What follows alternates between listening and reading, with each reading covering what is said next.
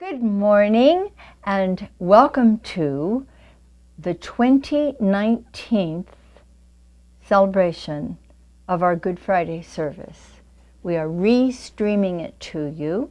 You'll notice that there are a few differences. For instance, my hair is longer than it was there.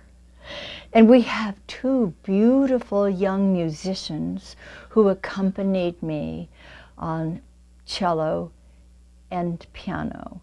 And they really made such a beautiful difference. You'll enjoy them all over again, I'm sure. The 7 last words of Jesus with a metaphysical and a personal translation for all of us is what our Good Friday is about. And you'll find as you see this perhaps for the first time or perhaps again, you'll see how you'll have an opportunity to go into quiet contemplation in between some of the words with this lovely music as a background to help with the contemplation.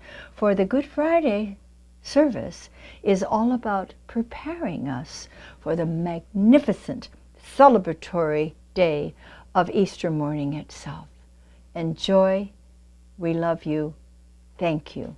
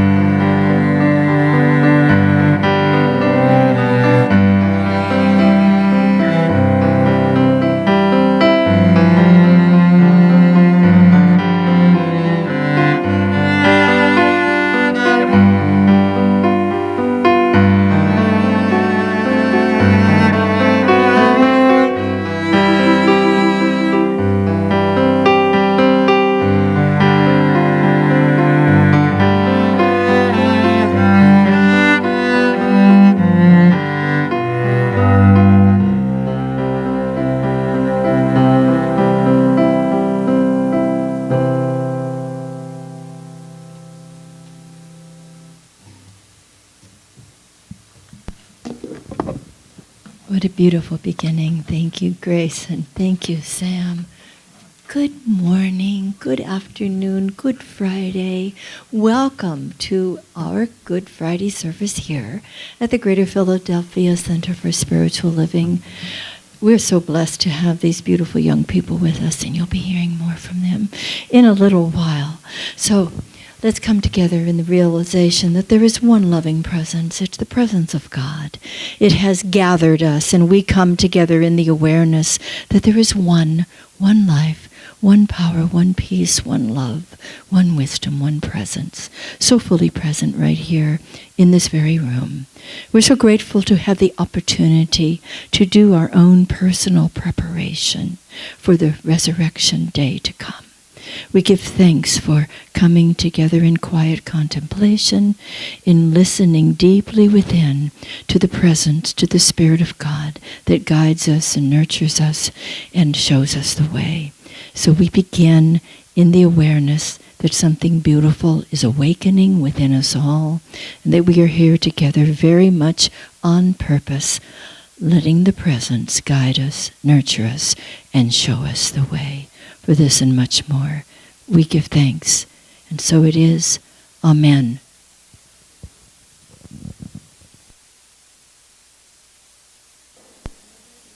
In the stillness, and the lyrics are in the back of your program.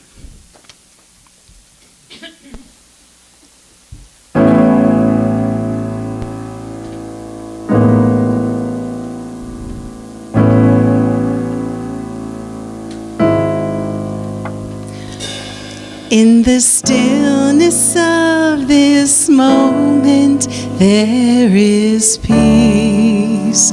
There is peace. In the stillness of this moment, there is peace. There is peace. And I rest and trust and breathe and know that in the stillness of this moment there is peace. In the stillness of this moment there is love. There is love. In the stillness of this moment there is love. There is love. And I rest and trust and breathe and know that in the stillness of this moment there is love. In the stillness of this moment there is peace. There is peace. In the stillness of this moment there is peace. There is peace. And I rest and trust and breathe and know that in the stillness of this moment there is peace. Now, if you turn to the very back of your program, you will find the prayer of St. Francis, and I invite you to read it with me. Lord, make me an instrument of thy peace. Where there is hatred, let me sow love. Where there is injury, pardon. Where there is doubt, faith. Where there is despair, hope. Where there is darkness, light. Where there is sadness, joy. O divine Master, grant that I may not so much seek to be consoled as to console, to be understood as to understand, to be loved as to love. For it is in giving that we receive. It is in pardoning that we are pardoned. It is in dying to self that we are born to eternal life.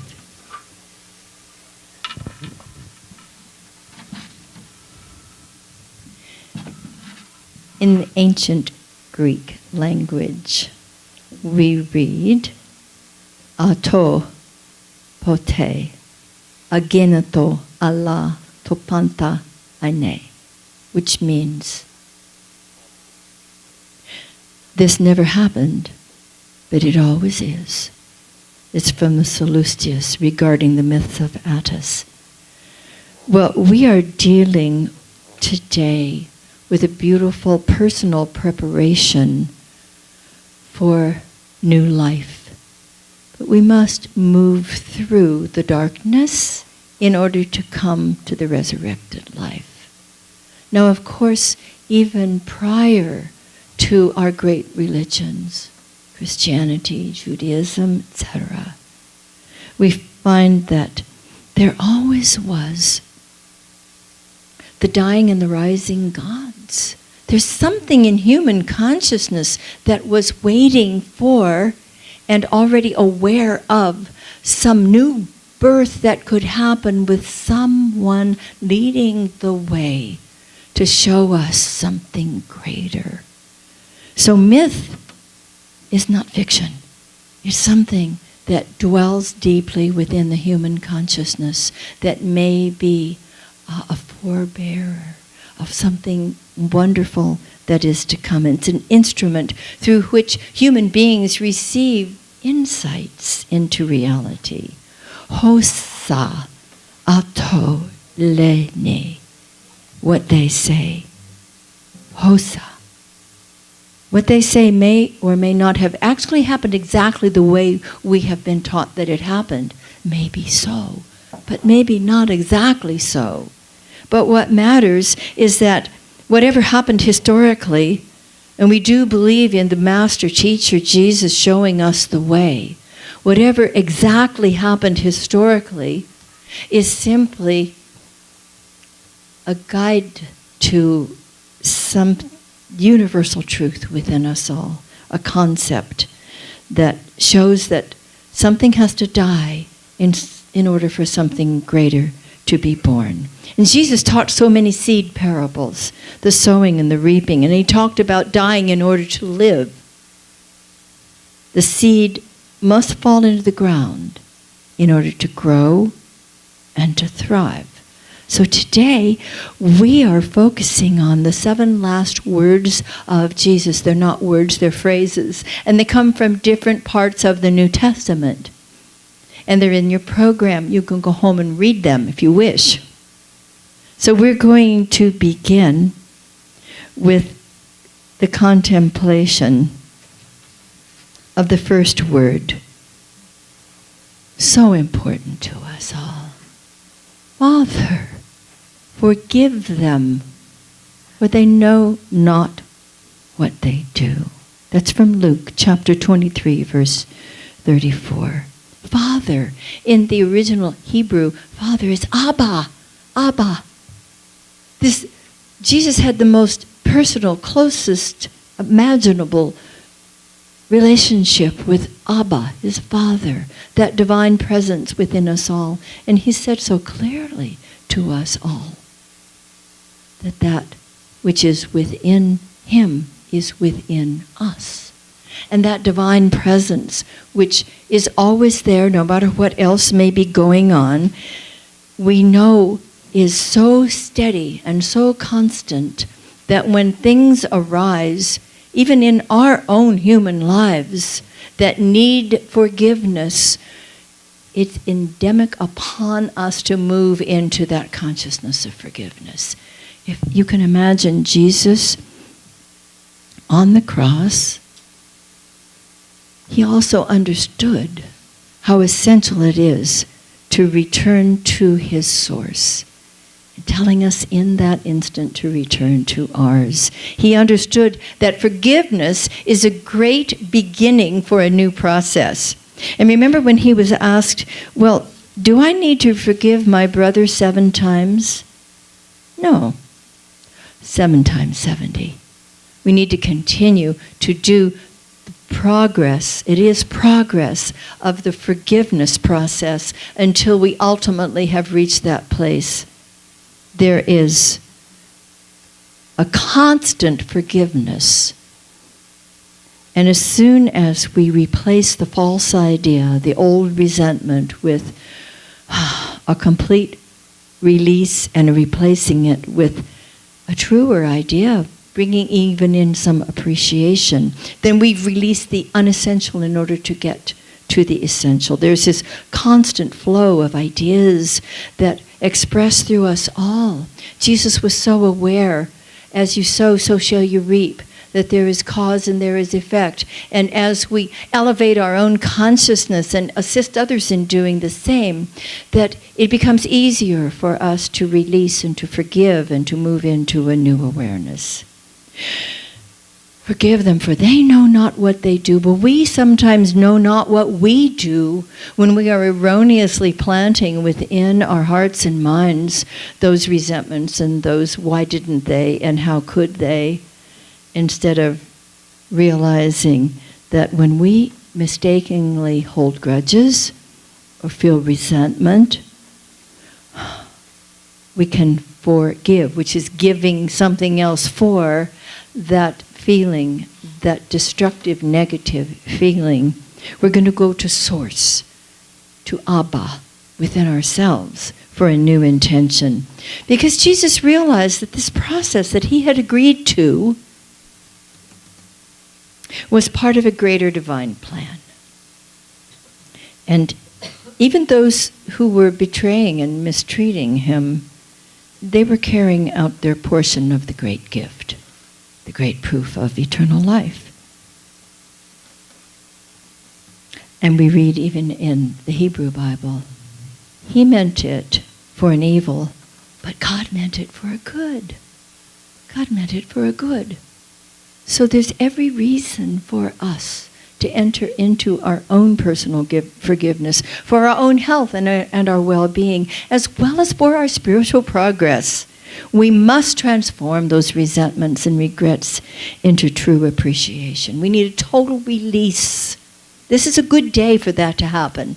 If you brought any in with you today, this is a good day to release those, especially laying our own lives up against the process that Jesus the Christ moved through in order to bring us these great gifts. Let the wisdom of the Christ within transform those resentments and those regrets to real appreciation for the good that is coming out of the circumstance and for the power which abides within us all. And also just to let that forgiveness flow like a strong, peaceful river.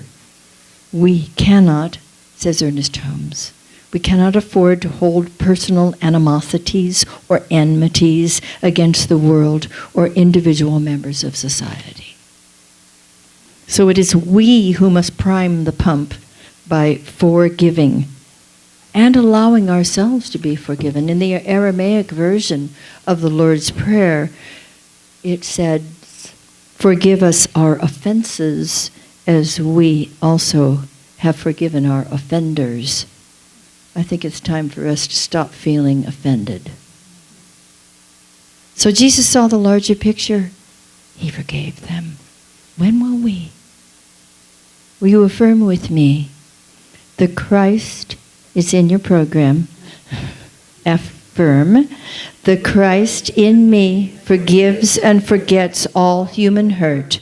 I freely forgive, even as I invite the Spirit of love within me to forgive my errors. The second word is from Luke, chapter 23, verse 43. Today shalt thou be with me in paradise. Remember, there were two thieves that were crucified next to Jesus, on either side.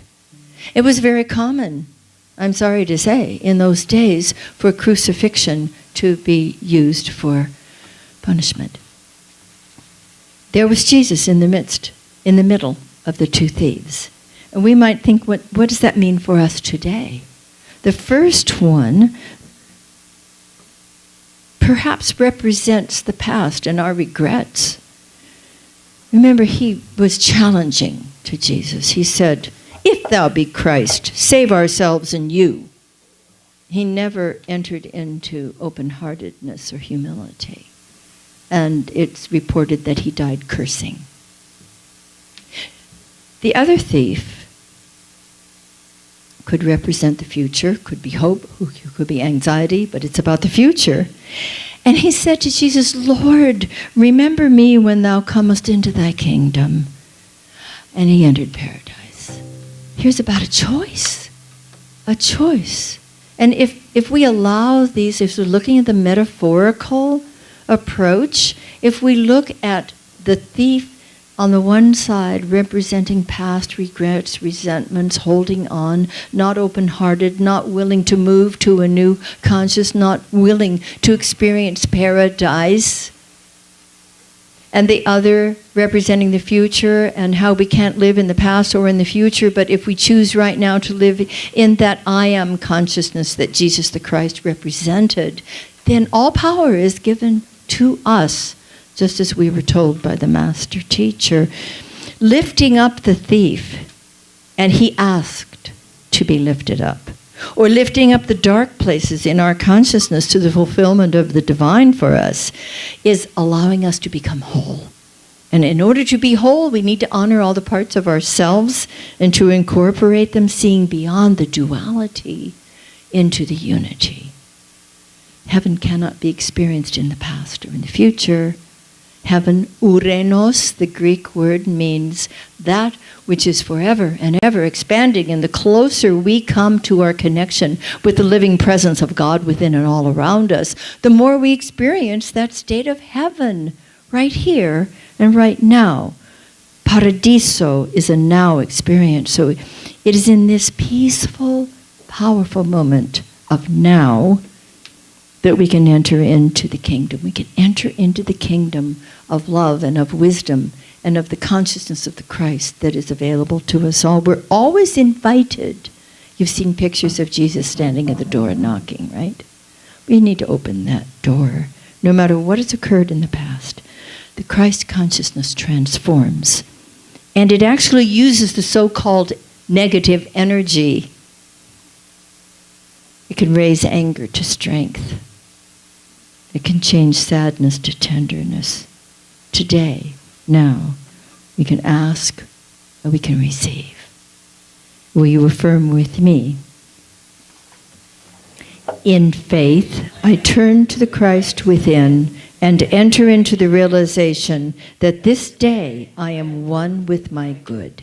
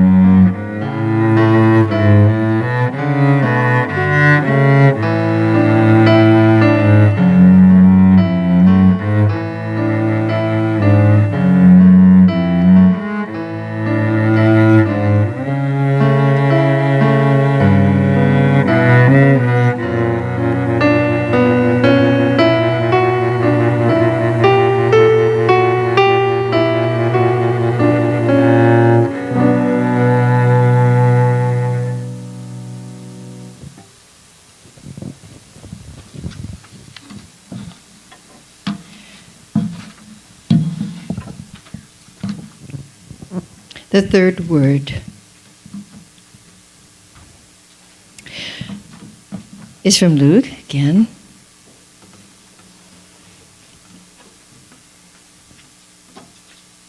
Get the right page.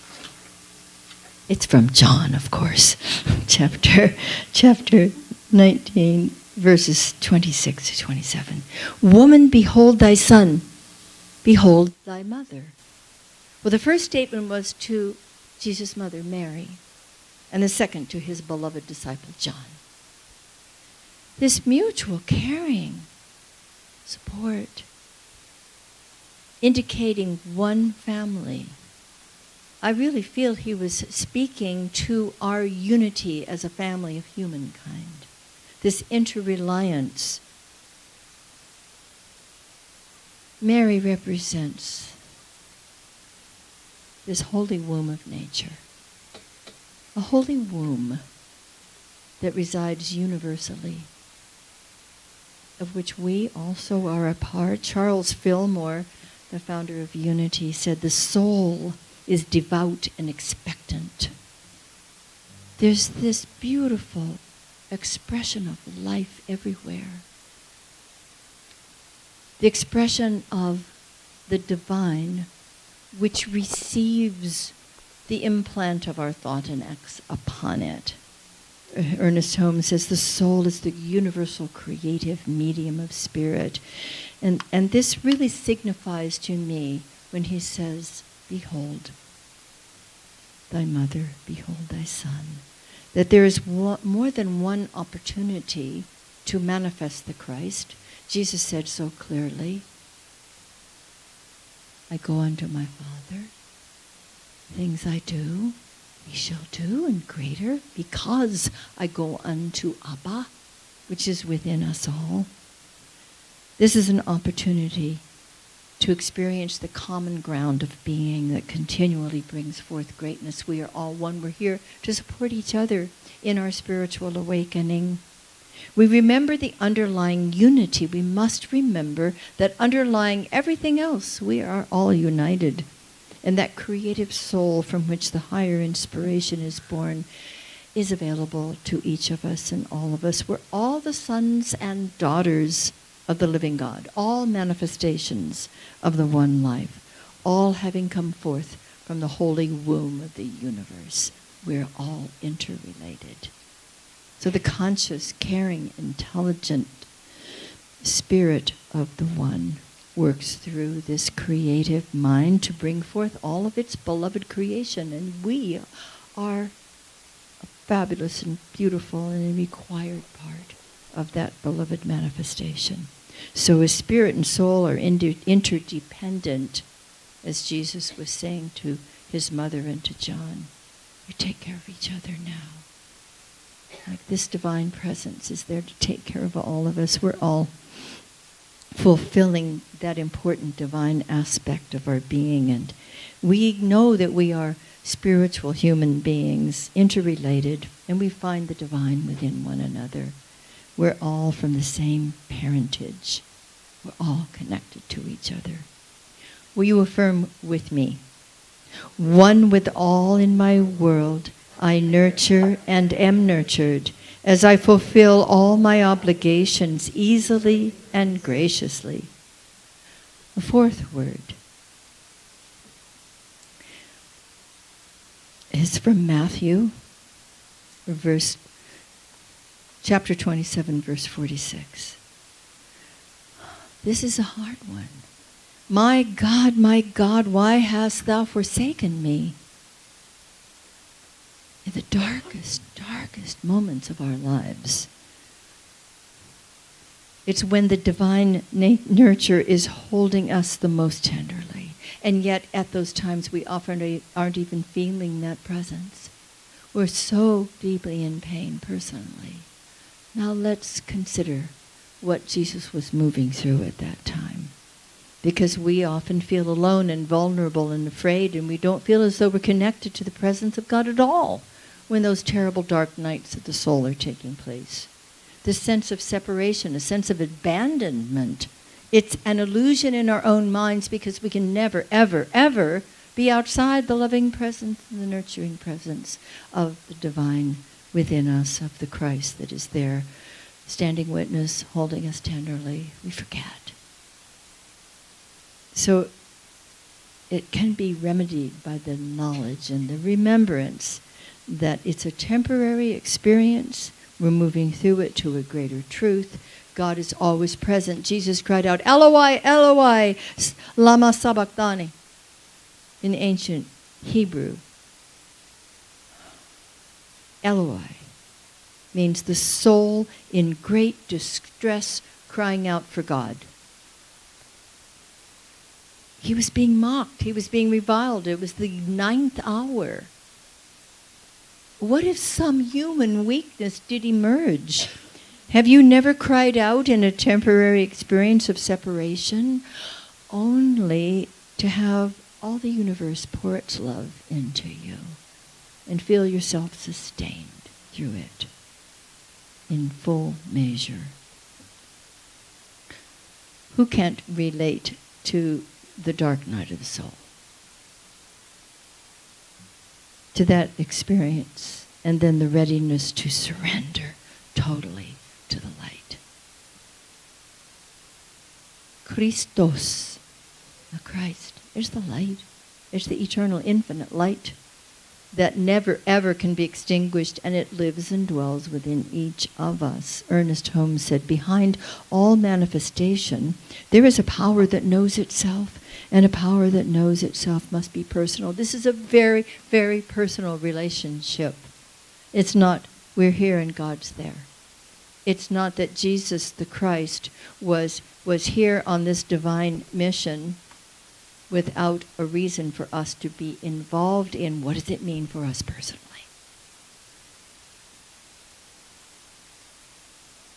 Will you affirm with me? Infinite wisdom guides me, divine love comforts me, and the almighty power of God strengthens me in all that I do.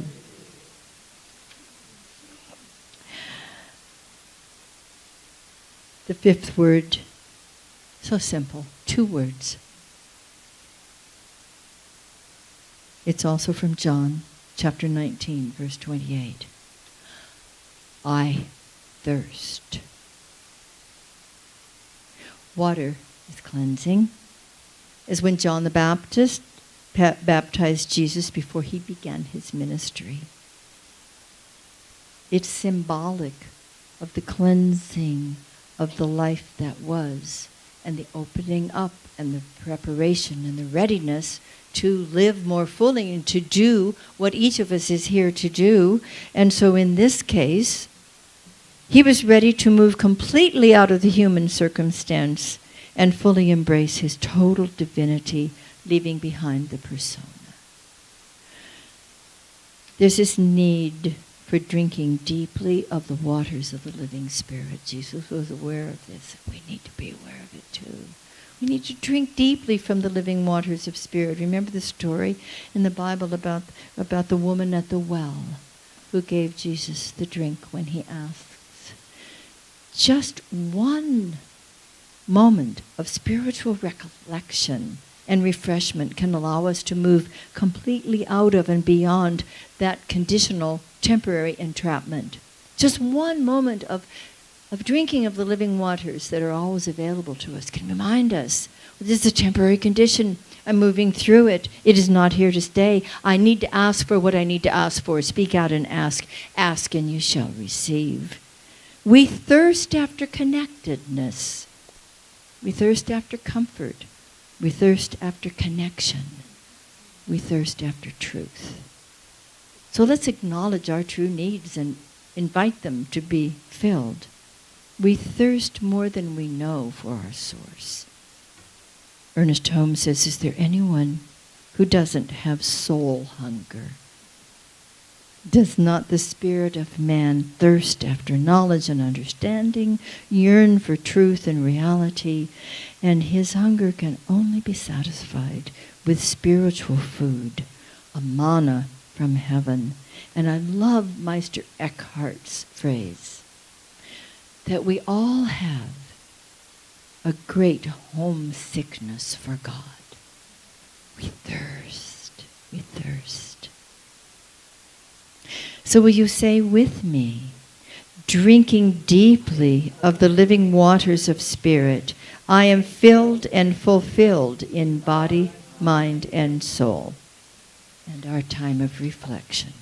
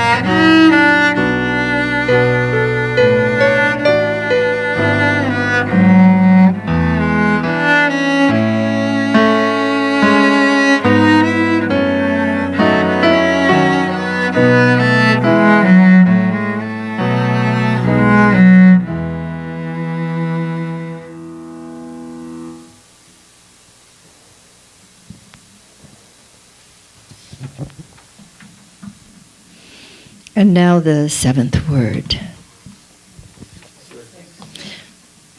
And now the sixth word. Thank you. I have the smartest congregation.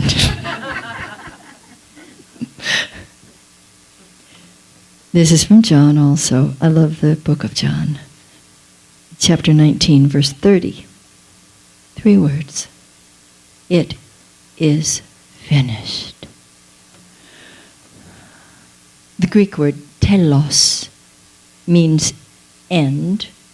It also means purpose. It's like, for this I came, and this is complete now. It is finished. And Jesus had been given vinegar and hyssop, which is for cleansing. But he did not say, I finished it. It was the passive voice. It is finished. He knew that it was Abba. He knew that it was the divine presence who had brought him through this experience. It's a wonderful awareness for us to take into our own personal spiritual work. It is finished. It is complete. The divine pattern within us, or the idea. The process is over. No more, let me tell you how awful it was. It's finished. What a great spiritual lesson for us. Now, we know that when the process is over, we move through the challenge. We've moved through the adversity. It's done. Let it be over. What a beautiful example. If Jesus could do this, let's open our consciousness of possibility to be done with what was very difficult for us to move through, whatever it was. There's no more rehashing. No more retelling, no more reminding. Let it go. It's finished. So at this point in Jesus' process, he experienced a total absorption and integration of the human into the divine. He bowed his head. And that's the human adoring the divine and surrendering to it. Surrendering to it. That beautiful spiritual humility. Not I of myself. I surrender. He gave up the ghost, it says. He gave up the mere reflection of the self to embrace eternal reality. I, the imperfect, adore my own perfect. So as the human gave way to the divine, Jesus completely became the Christ and gave proof of immortal life. Ernest Holmes says, Jesus spoke from the heights of spiritual perception, proclaiming the deathless reality of the individual life, the continuity of the individual soul, the unity of universal spirit within all.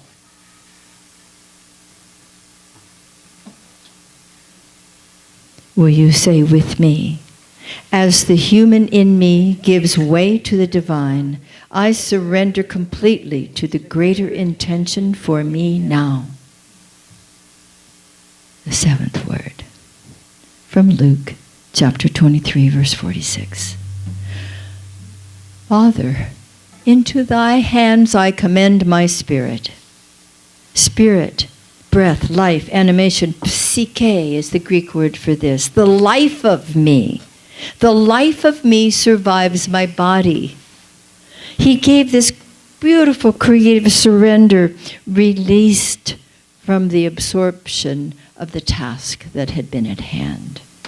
Seeing the larger picture. He already saw the larger picture. He knew about the great, joyous, happy ending. He was willing and ready to move into that larger picture. Father, the life principle.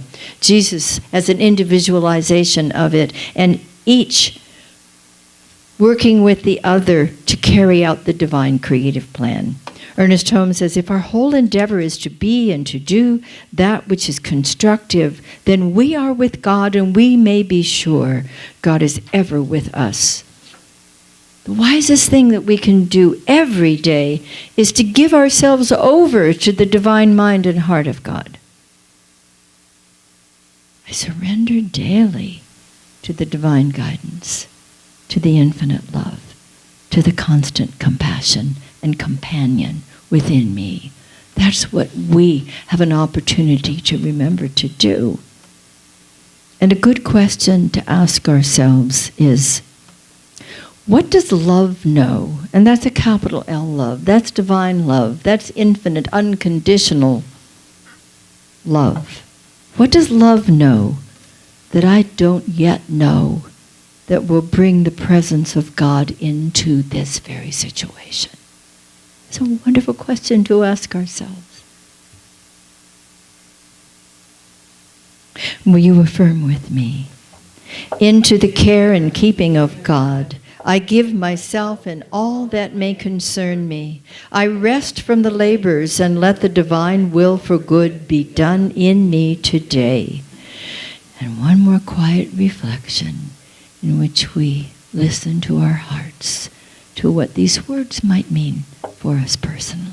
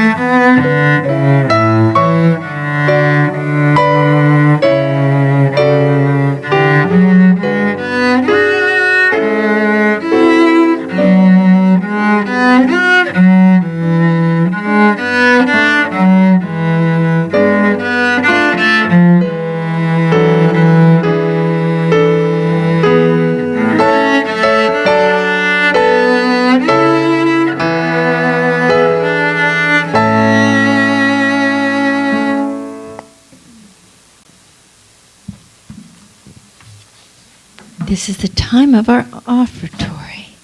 And as our ushers come forth, I invite you to take your gift in your hand if you choose to share one.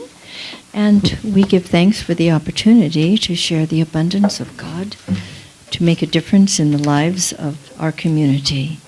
And so if you're here for the first time, please know that your gift to us is your presence with us today.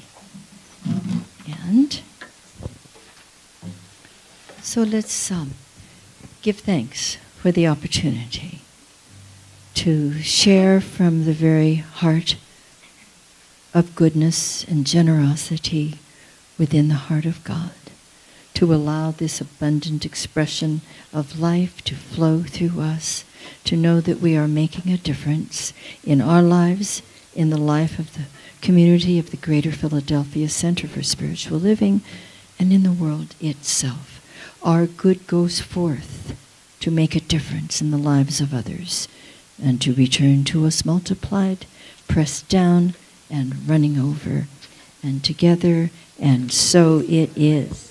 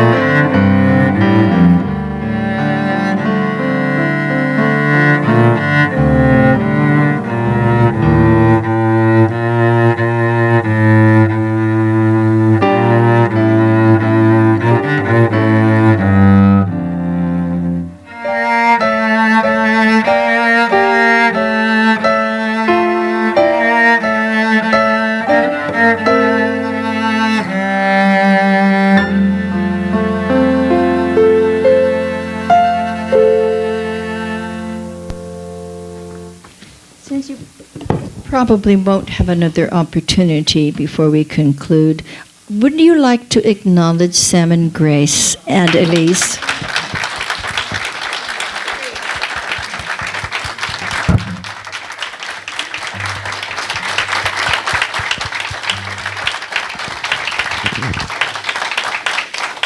I think they like you. That was wonderful. Thank you. You'll hear more yet, but I thought this would be a good moment. So now Elise will lead us in Sacred Love. And again, the lyrics are in the back of your program.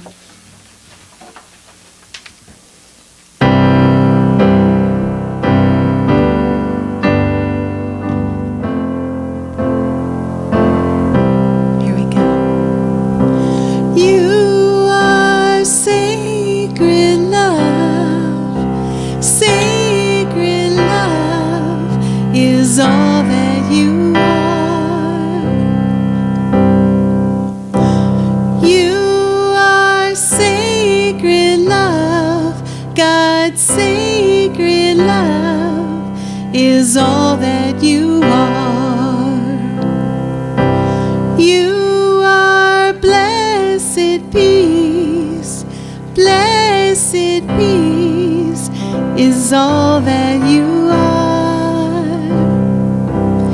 You are blessed peace, God, blessed peace is all that you are. You are deepest joy, deepest joy is all that you are. You are deepest joy, God, deepest joy is all that you are. You are sacred love, sacred love is all that you are. You are sacred love, God's sacred love is all that you are.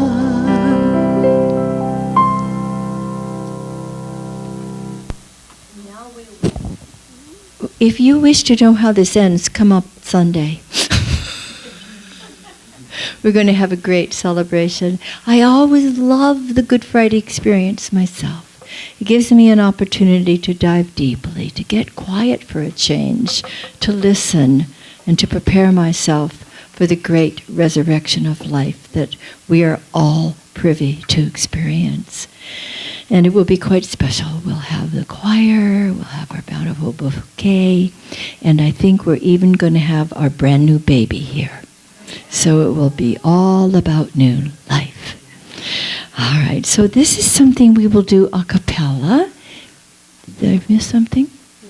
No. Okay. And so it's actually a Sufi song, and it's an affirmation and an a cappella blessing. And it goes like this, and you can join in right away. Okay? I'll go through it a little bit, and then we'll start again. May the light of the Spirit surround you. May this peace abide in you. May this love illuminate your heart now and forevermore. You catch on fast, right? Are you ready? May the light of the Spirit surround you. May this peace abide in you. May this love illuminate your heart now and forevermore. Amen. And so we go forth with a great love in our hearts for the divine, the presence of the Christ within and all around us that is showing us the way to eternal life, showing us the way to forgiveness, to letting it be, to moving forward with this divine energy and the love and the wisdom that guides us constantly. We give thanks for this time together. We give thanks for the deepening of our connection with the living waters within. And we go forth taking the sense of peace and power and joy in our hearts to everything and everyone in our world today, giving thanks, just giving thanks. And so it is. Amen.